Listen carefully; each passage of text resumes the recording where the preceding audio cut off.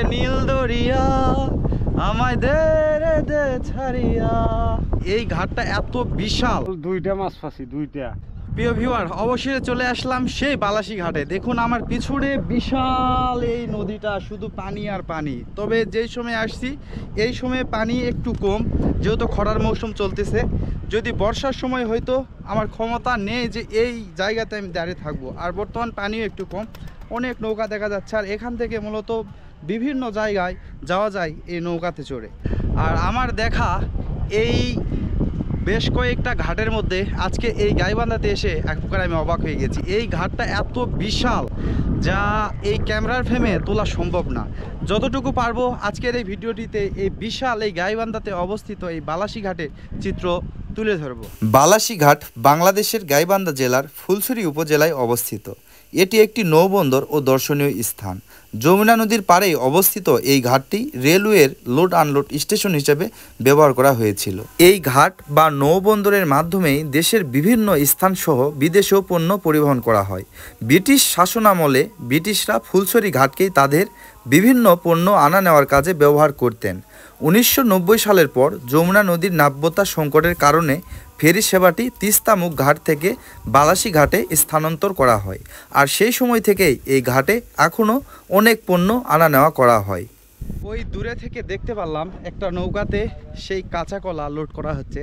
চলেন ওনাদের সাথে একটু কথা বলে শোনা যাক এই কলাগুলা কই নিয়ে যাচ্ছে বা কোথায় নিয়ে যাওয়া হচ্ছে। এই বালাসীর ঘাটে একসময় দেশের বিভিন্ন জায়গায় চলাফেরা করত মানুষ, এবং এখনও এই জায়গাতে পানিপথে অনেক জায়গাতেই তারা যায়। শুধু কাঁচা বাজার না, সব কিছুই দেখতে পারলাম এই বালাসী ঘাটে। এখান থেকে এই কলাগুলো নিয়ে যাওয়া হচ্ছে পার্শ্ববর্তী গ্রামগুলোতে। আর সেই জায়গাতে অনেক বড় একটি হাট বাজার বসে, সেই জন্যই মূলত এই কলাগুলো নিয়ে যাওয়া হচ্ছে। বিশাল এই ঘাট থেকে অনেক জায়গায় যাওয়া যায় এবং অনেক মালামালও নিয়ে যাওয়া যায়। দূরে থেকে দেখতে পারলাম এই জায়গাতে দুইটা কাকা মাছ ধরতেছে। চলেন ওনাদের সাথে একটু কথা বলা যায়। আসসালামু আলাইকুম। ওয়ালাইকুম সালাম। ভালো আছেন? আলহামদুলিল্লাহ। কতটুকু মাছ পাইছেন? কেবল দুইটা মাছ ফাঁসি দুইটা। এই নদীতে বিভিন্ন জাতের মাছ পাওয়া যায়। এনার সাথে কথা বলে বুঝতে পারলাম যখন যারা হাতে সময় পায় তখন চলে আসে এই বালাসীর ঘাটে মাছ ধরার জন্য। আর এই নদীতে অল্প সময়ের মধ্যেই অনেক মাছ পাওয়া যায়। আর এই মাছগুলো বিক্রি করে তারা তাদের সংসার জীবনটা পার করে। এনাদের জীবনটা আসলেই অনেক কষ্টকর। চাইলেই এই বাড়িঘর ছেড়ে যেতে পারে না দেশের অন্য কোথাও। তবে দেখতে পারলাম দুইটা মাছ উনি পাইছে মাত্র 10 মিনিটের মধ্যেই। বালাসী ঘাটে অবস্থিত এই নদীটার নামই হচ্ছে ব্রহ্মপুত্র নদী।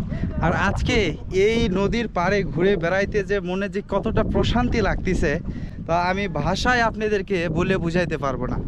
আসলে মানে একটা নদী যে কত বিশাল হয় এটা সামনাসামনি না দেখলে বোঝাই যায় না। আর এই পানির ওই পাশে চর দেখা যাচ্ছে, আর এই চরে মানে অনেক দূরে, যেটা বর্তমান ক্যামেরাতে জুম করা সম্ভব না, বেশ কয়েকটা গ্রামও দেখা যাচ্ছে নদীর ওই পাশে আর কি। চরবর্তী একটি গ্রামেই দেখতে পারলাম পান বিক্রেতাকে। পান শুধু এই জায়গাতে না, পুরা বাংলাদেশেই দেখতে পাওয়া যায়।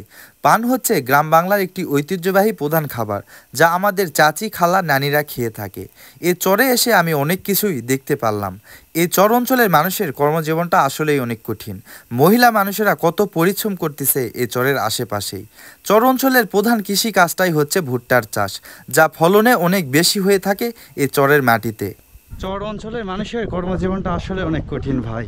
আপনারা ভিডিও দেখে বুঝতে পারতেছেন যে আসলে আমরা যে পরিবেশে বসবাস করি, আসলে আমাদের কর্মজীবনটা আলাদা, তাদের কর্মজীবনটা আলাদা। আল্লাহ আমাদের না কতই না সুখে রাখছে। এই চর অঞ্চলের মানুষের কর্মজীবনটা এতটাই কঠিন, এই বাড়ি ঘর নিজের বাসস্থান ছেড়ে অন্যান্য জায়গায় অনেক চরে যায় বসবাস করতে হয়। নিশ্চিত কোনো ভবিষ্যৎ নেই এই চর অঞ্চলে যারা বসবাস করে। দুপুরের মধ্যাহ্নভোজটাও সেরে নিলাম এই বালাসী ঘাটের ছোট্ট একটি হোটেলে। এই চরের আশেপাশে অনেক ছোট বড় হোটেল আছে। নদীর তাজা মাছের টেস্টও পেয়ে যাবেন এই ছোট হোটেলগুলোতে। বিশাল এই নদীর চরে এসে আজকে আমার একটা গান মনে পড়ে গেল। ওরে নীল দরিয়া আমায় দে রে দে ছাড়িয়া। আজকের এই বালাসী ঘাটের ভিডিওটি এই পর্যন্তই ছিল। দেখা হবে নতুন কোনো আরেকটা ভিডিওতে। সবাই ভালো থাকবেন, সুস্থ থাকবেন। আল্লাহ হাফেজ।